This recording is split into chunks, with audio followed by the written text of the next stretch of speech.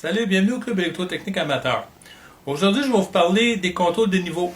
J'ai un schéma ici que j'ai fait pour contrôler justement le niveau dans un réservoir. Les réservoirs, on en voit partout dans le domaine industriel, puis ça peut être aussi applicable à la maison pour des puisards ou ces choses-là. Donc, anyway, qu'est-ce que je veux amener, c'est que ce système-là, c'est un système de détection de niveau qui fonctionne avec des électrodes de métal. C'est des rods de métal, ça peut être en stainless ou n'importe quel métaux. Le but de ça, c'est que lorsque l'eau va atteindre un certain niveau, on va détecter le niveau de l'eau par un courant qui va circuler dans le système de l'ordre d'une dizaine de microampères. Comment on fait ça? On fait ça avec des transistors. Vous avez deux transistors de type PNP ici, 3906, qui sont montrés en Darlington. Donc, le rôle de ces deux transistors-là, ça va être d'activer un relais. Et les transistors vont tomber en conduction lorsque l'électrode, exemple, si je prends l'électrode H qui est ici, qui est le haut niveau, va toucher à l'eau. Qu'est-ce qui va arriver? C'est que vous avez une électrode C, qui se trouve l'électrode le plus bas dans le réservoir, qui se trouve être l'électrode de la mise à terre. Si vous avez un réservoir en métal, vous pouvez relier tout simplement la mise à terre après le réservoir, ça va faire la même chose, vous n'avez pas besoin de mettre d'électrode. Mais dans le cas d'un réservoir en plastique, vous avez une électrode qui descend dans le fond, qui va être l'électrode C. Donc quand l'eau va toucher à l'électrode H par rapport à l'électrode qui est déjà dans l'eau ici, il va se produire un effet de conductivité à cause de l'eau qui est conducteur, puis un petit courant qui va circuler dans la base du transistor, entre la base et l'émetteur. Puis le même fait, ben, ils vont tomber en conductivité. Puis ça va activer le relais. Donc le relais va activer la pompe. Puis la pompe va faire son travail, va vider l'eau pour descendre le niveau. Ça, c'est le principe. Il y a un deuxième électrode qui se trouve l'électrode L, qui elle va être le niveau bas. Elle, son rôle, c'est lorsque vous allez activer le relais à partir de l'électrode H. L'électrode L, vu qu'elle est déjà dans l'eau, donc, elle va comme permettre la conductivité du relais, et ça à cause du contact R1 du relais ici, qui va fermer, puis ça va fermer une boucle.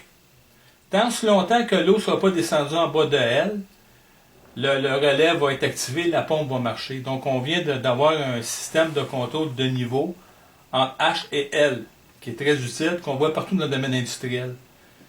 En plus, vous avez une autre électrode A qui, elle, va agir d'alarme.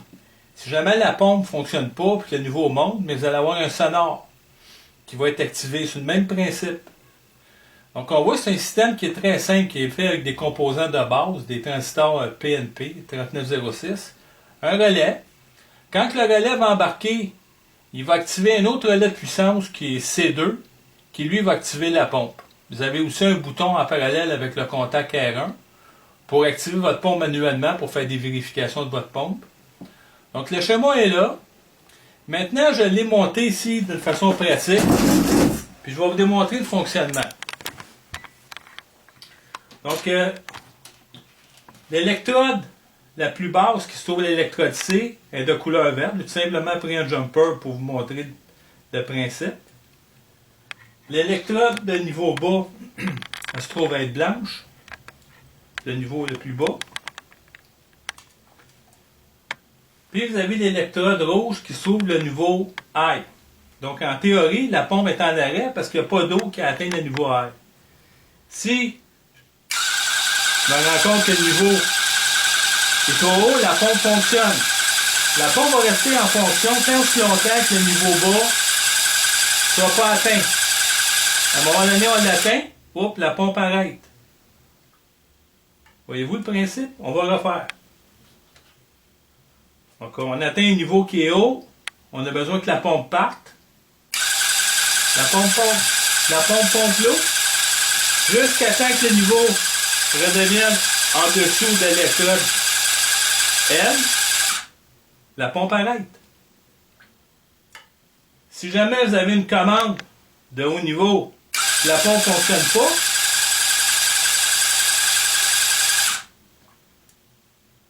à ce moment-là, on a la deuxième possibilité que si jamais il arriverait un problème au niveau de la pompe, vous avez quand même une alarme qui va vous dire si vous avez atteint le niveau haut critique, il faut réagir vite parce que votre système est défectueux.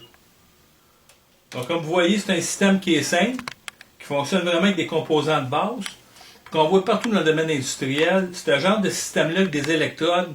Je pense que c'est un des systèmes les plus utilisés dans le domaine industriel. Donc, essayez-les, vous m'en direz des nouvelles. À la prochaine, merci.